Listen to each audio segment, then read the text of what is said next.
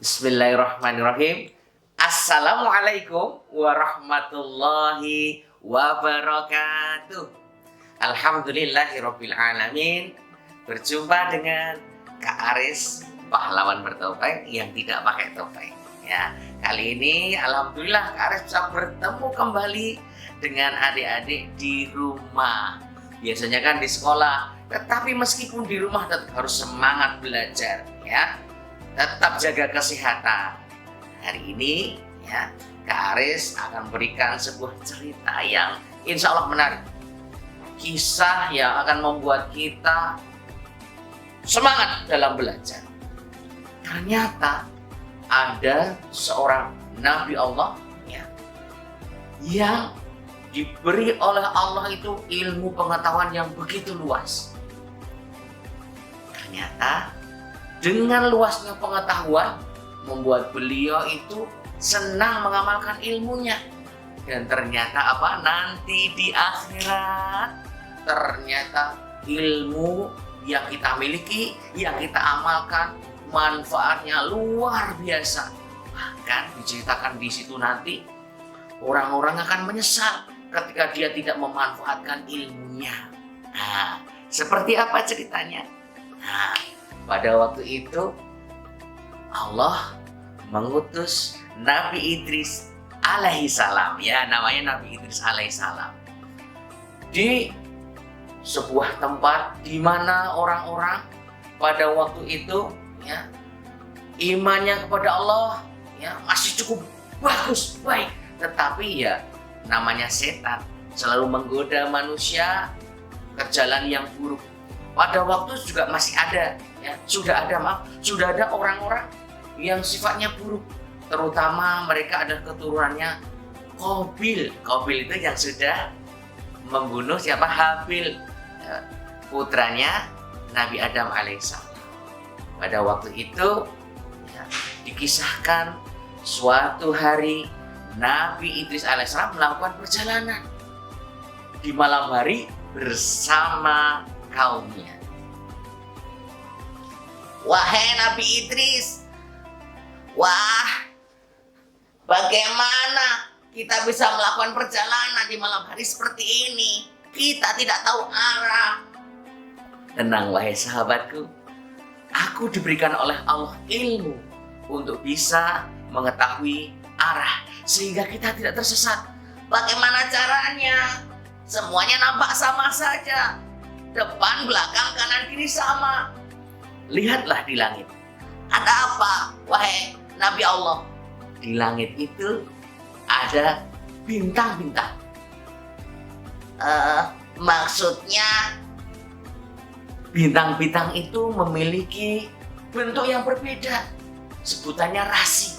Rasi bintangnya beda-beda. Lihatlah, di sebelah sana ada yang berbentuk seperti kalajengking. Di sana beda lagi, sana beda, dan sana beda. Maksudnya bagaimana? Dengan melihat bentuk yang berbeda, kita jadi bisa menentukan arah, ya. Timur mana, barat mana, selatan mana, utara mana. Oh, iya ya, berbeda semua. Wah, luas sekali ilmumu wahai Nabiullah Idris.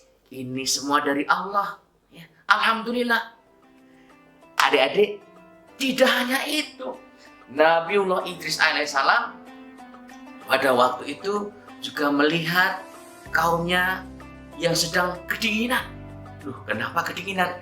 Ternyata ada yang tidak memakai baju. Dingin. Kenapa kau tidak memakai baju? Wahai Nabiullah Idris, untuk mendapatkan baju tidaklah mudah. Kami harus menyembelih binatang terlebih dahulu untuk mendapatkan bulunya. Oh, begitu ya. Nabi Idris alaihissalam kemudian melihat alam sekitar yang ternyata oleh Allah diberikan banyak sekali kenikmatan. Salah satunya adalah ternyata ada bahan di mana bisa untuk membuat baju. Begitu cerdasnya beliau melihat ada sesuatu yang bisa dibuat menjadi benang. Lah, pertama kali di zaman Nabi Idris itu benang kemudian dijadikan baju. Masya Allah, luar biasa ilmunya Nabi Idris alaihissalam. Akhirnya orang-orang bisa pakai baju seperti kita berbahan benang. Tidak hanya itu, ketika orang-orang pada waktu itu kebingungan tempat tinggal mereka, ya, ketika terjadi angin dan sebagainya, waduh, gimana ini? Tempat kita hancur terkena angin. Gimana ini Nabiullah? Nabi Idris dengan kecerdasannya kemudian beliau merancang sebuah bangunan. Bangunan apa? Rumah. Ternyata tidak hanya bentuknya yang bagus, tetapi bangunan itu kokoh. Berarti tidak hanya arsitek yang hebat, tetapi beliau sebagai teknik sipil yang hebat juga. Waktu itu akhirnya ada bentuk rumah yang menarik dengan tatanan yang bagus karena kecerdasan yang diberikan Allah kepada Nabiullah Idris alaihissalam. Pada waktu itu Nabi Idris alaihissalam senang sekali melihat kaumnya yang begitu semangat dalam bekerja. Tapi waktu itu ada kegelisahan yang beliau lihat. Ternyata, ya Allah, mereka sibuk sekali bekerja. Mereka berangkat pagi, pulang malam. Sampai-sampai ketika mereka pulang begitu kelelahan. Dan mereka lupa, mereka punya kewajiban untuk beribadah kepada Allah. Ini tidak bisa dibiarkan. Ternyata Allah memberikan jawaban untuk kegelisahan itu. Beliau kemudian mengajak umatnya masuk ke dalam hutan. Kok malah masuk ke dalam hutan? Beliau memperlihatkan, wahai sahabat-sahabatku, kemari, lihatlah itu. Apa Nabiullah Idris itu? Itu adalah kuda. Kami tahu kalau itu kuda. Maksudnya kuda itu akan aku jinakkan. Kuda kalau dijinakkan itu apa? Nanti dengan kuda itu pekerjaan kalian menjadi lebih ringan. Akan meningkat waktu kalian. Bukankah selama ini kalian bekerja jauh tempatnya? Kemudian berat yang kalian bawa. Wah, Nabiullah Idris, terima kasih. Ternyata engkau memikirkan kami ya. Tentu, aku harus memikirkan kalian agar selalu dekat kepada Allah. Akhirnya, adik-adik, kuda yang liar itu dijinakkan oleh Nabi Idris dengan ilmu yang Allah berikan. Dengan bahasa, jadi bahasa binatang yang Allah berikan. Jadi beliau bisa berbicara dengan kuda. Wah, tapi bahasanya seperti apa Kak Aris juga nggak bisa menirukan ya. Intinya kudanya. Wah, yang tadinya liar, kudanya itu ternyata jadi jinak. Akhirnya orang-orang senang sekali karena mereka bisa menunggangi kuda, bisa membawa kuda itu untuk membawa beban-beban berat yang selama ini ya mereka biasa bawa. Ternyata sekarang mereka ringan sekali dengan adanya kuda. Alhamdulillah.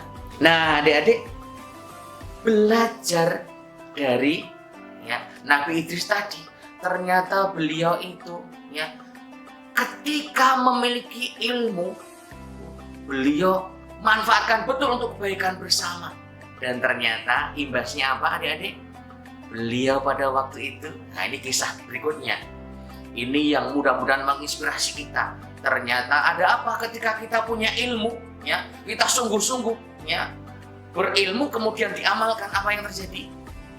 Pada waktu itu, Nabiullah Idris begitu akrab dengan siapa? Dengan malaikat. Malaikat siapa? Ayo, malaikat Israil alaihissalam. malaikat Israel pada waktu itu senang sekali bermain bersama sahabatnya, yaitu Nabi Idris alaihissalam. Ketika mereka sedang bermain, Nabiullah Idris bertanya, "Wahai malaikat Israel, ketika engkau sedang bermain denganku, apakah tidak mengganggu pekerjaanmu untuk mencabut nyawa manusia?"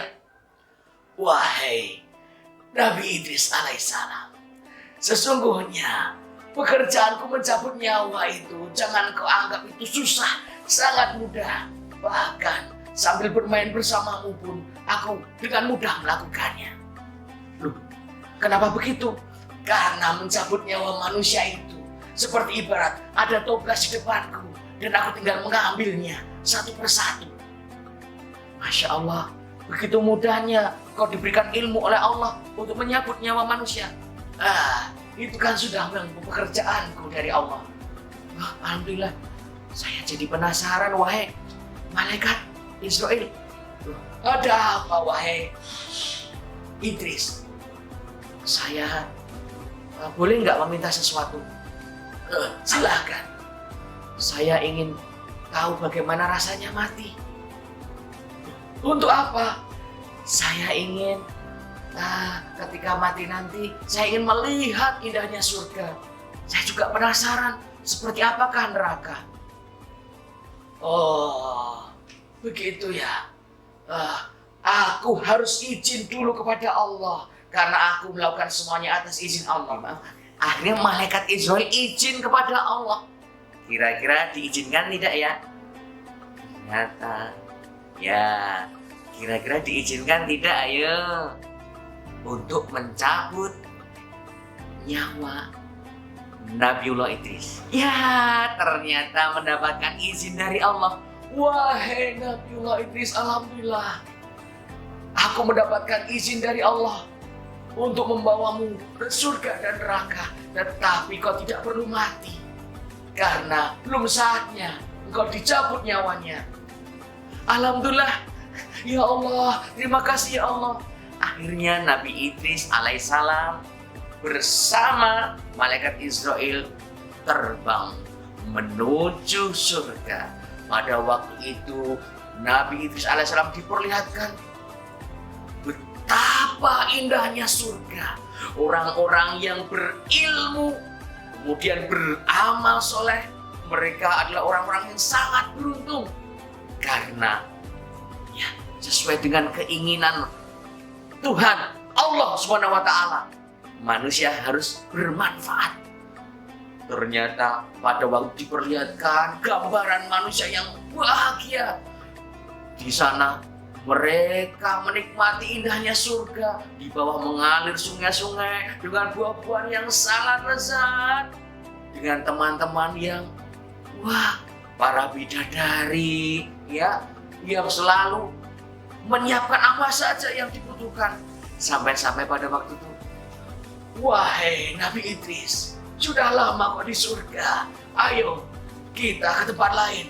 Ternyata Nabi Idris Ternyata Nabi Idris gak mau keluar dari surga. Maaf sahabatku, malaikat Israel, aku ingin di sini saja ya. Wah, tidak bisa, belum saatnya kamu berada di surga. Loh, kenapa? Aku tidak ingin keluar dari surga, aku pengen tetap di sini.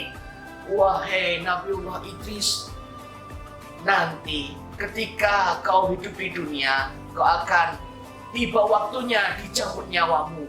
Nanti kamu akan melalui berbagai macam alam. Ada alam kubur, ada hari kebangkitan, ada hisab.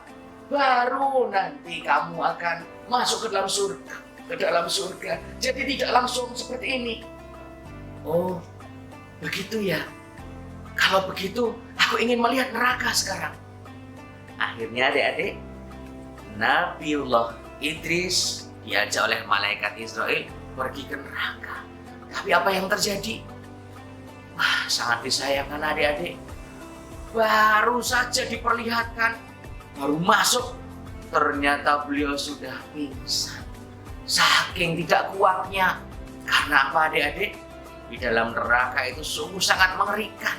Saking dahsyatnya beliau pingsan, kemudian beliau dibawa kembali ke dunia. Pada waktu terbangun, beliau kemudian semakin beriman kepada Allah, semakin mantap ketika mengajak orang-orang untuk apa? Dekat dengan Allah. Kemudian ketika oleh Allah diberikan akal, Nabiullah mengajak manusia untuk apa? Berilmu, ya, memiliki ilmu, kemudian mengamalkannya. Nah, adik-adik di rumah, melihat sejarah manusia, ya, Nabiullah Adam, manusia pertama saja. Wah, beliau itu memang diciptakan Allah, ya, sebagai manusia yang sangat-sangat cerdas. Bahkan malaikat pada waktu itu sampai takjub. Nah, ternyata menurun kepada Nabi Idris alaihissalam, beliau juga sangat-sangat cerdas. Nah, adik-adik, dengan cerita kisah ini tadi, harusnya kita malu ketika melihat asal muasal kita. Kita adalah manusia yang diciptakan Allah dengan akal dan kecerdasan yang luar biasa. Tapi kok kita malas-malesan, besok akan dipertanggungjawabkan loh di akhirat. Nah, kita punya akal, ya, punya kecerdasan, punya potensinya otak ini. Sejauh mana kita memanfaatkan untuk belajar, ya, setelah belajar nanti untuk beramal. Jangan sampai kita beramal tanpa ilmu. Ya, adik-adik, meskipun sekarang baru masa pandemi, jangan jadikan alasan untuk kita kemudian malas-malasan. Kan nggak kumpul sama teman-teman, jadi kan kalau di rumah ya nggak usah belajar. Salah.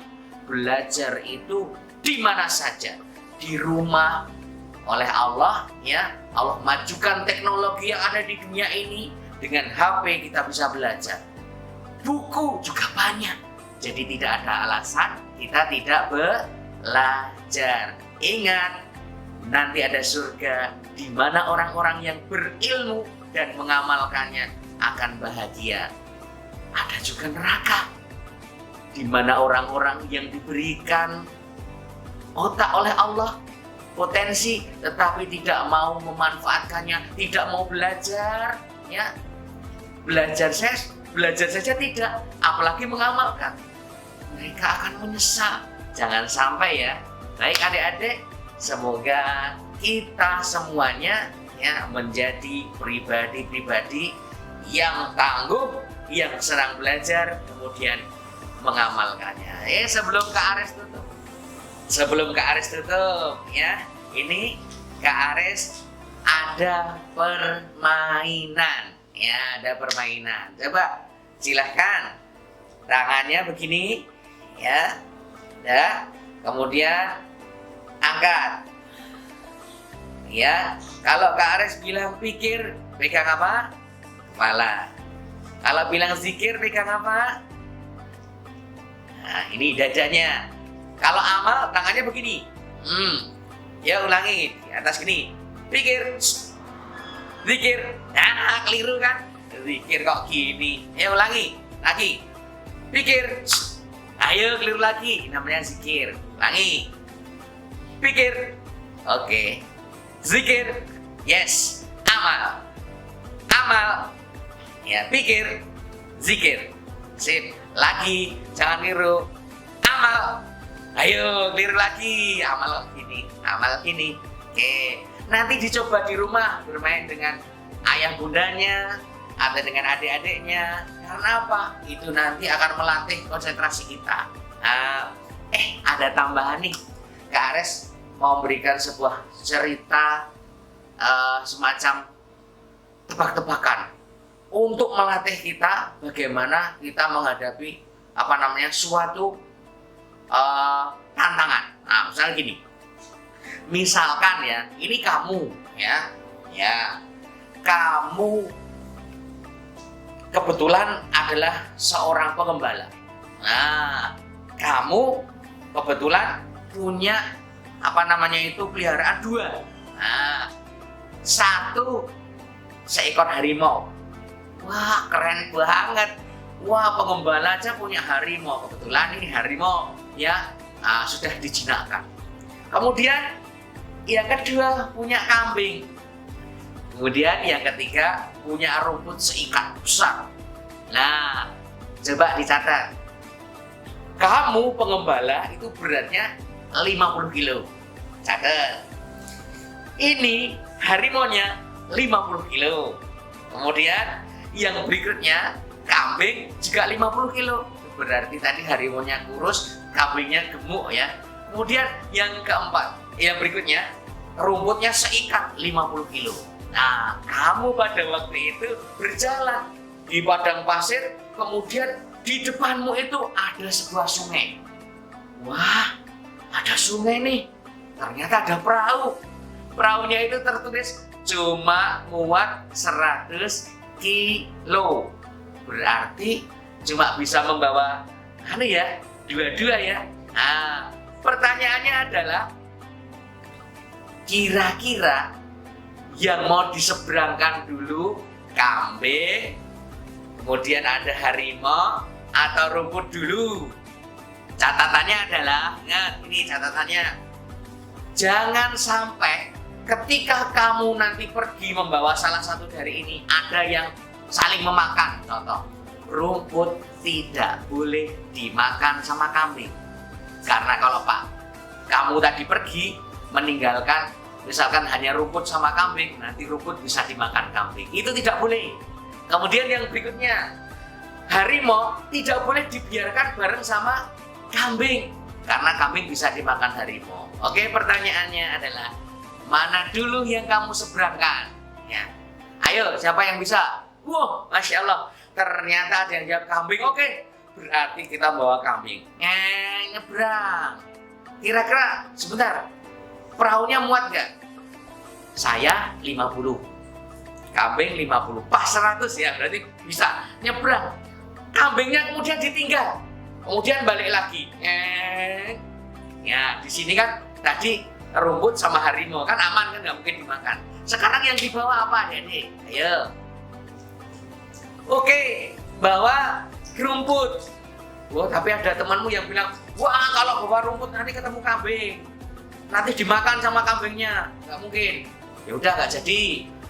Kalau begitu membawa harimau, begitu membawa harimau, di sana ada kambing, nanti kambing dimakan harimau. Bingung ya, gimana ini? Waduh, akhirnya Dek, kita itu sering dihadapkan seperti itu. Kita takut melakukan sesuatu karena ada bayang-bayang di depan tuh. Nanti kalau gagal gimana? Nanti kalau menghadapi masalah bagaimana, Dek? Allah berikan masalah itu bersama dengan solusi. Ingat, Allah memberikan masalah itu pasti ada solusi. Sama halnya kamu mendapat tugas dari sekolah, ya, soal-soal itu pasti ada solusinya, betul nggak? Betul. Jangan takut menghadapi solusi. Masalah. Ternyata apa, adik? Pak Tani tadi berpikir, ya Allah, kalau aku nggak jadi terus, entah membawa rumput atau harimau, nanti aku nggak jadinya perang. Ya Allah, ketika aku nanti dapat masalah, ya Allah, tolong berikan solusinya. Ternyata Pak Tani, bismillahirrahmanirrahim, Pak Tani hanya membawa salah satu, yaitu bawa rumputnya. Masih adik-adik masih, lah Kak Aris kok nekat, nanti rumput dimakan sama kambing. Ya udah, pokoknya ke sana. Akhirnya nyebrang, bener, ketemulah kambing bersama rumput. Kira-kira apa yang terjadi, adik-adik? Pak Tani bener-bener bingung. Nah, ngeyel sih diberitahu, jangan begitu. Ternyata memang kadang-kadang masalah itu justru akan buat kita jadi tangguh. Kita akan diberikan solusi oleh Allah. Pak Tani ketika di situ tadi akhirnya mikir, ini kambing sama rumput. Kalau nanti aku kembali mengambil harimau, nanti wah, rumput bisa dimakan kambing. Ada solusinya enggak ya kira-kira? Ternyata kadang-kadang kita harus mengulang-ulang sesuatu, ya. Enggak apa-apa. Kadang-kadang itu kita males untuk mengulang sesuatu. Maksudnya gimana? Ternyata ada ide tapi harus mengulang. Mengulangnya apa? Pak Tani membawa lagi kambingnya. Kambing, maaf, kamu tak bawa lagi ke sana ya. Soalnya kalau kamu tak tinggal di sini sama rumput habis. Kambingnya cuma manut, akhirnya dibawalah kambing kembali, ketemu dengan harimau, ditaruhlah si kambing, kemudian dibawa rimonnya. Ketemu dengan rumput. Aman nggak? Aman. Pak Tani kemudian kembali membawa kambing. Sampailah ketiganya di seberang. Nah, ternyata tetap ada solusi tadi. Meskipun harus mengulang-ulang. Demikian juga ketika kita belajar. Jangan malas untuk mengulang-ulang. Kemarin sudah diulang-ulang lagi. Ingat, pesannya ada dua. Ya, setiap masalah persoalan pasti ada solusinya. Yang kedua, jangan malas mengulang-ulang. Dengan mengulang-ulang kita menjadi lebih berpengalaman. Wah, lebih tahu. Oke. Baik adik-adik. Tadi cerita Nabi, ini tadi cerita permainan. Mudah-mudahan bisa menjadikan kita lebih tangguh, lebih hebat, lebih bersemangat. Di rumah tetap belajar. Cukup sekian dari Kak Aris. Punya salah, Kak Aris mohon maaf ya. Assalamualaikum warahmatullahi wabarakatuh.